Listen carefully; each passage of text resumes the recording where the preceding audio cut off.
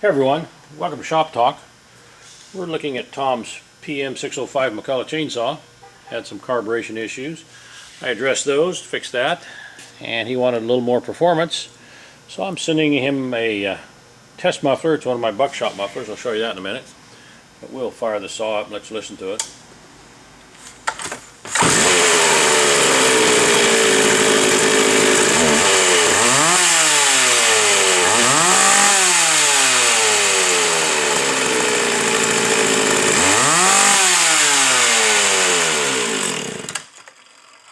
Take a peek at that muffler here.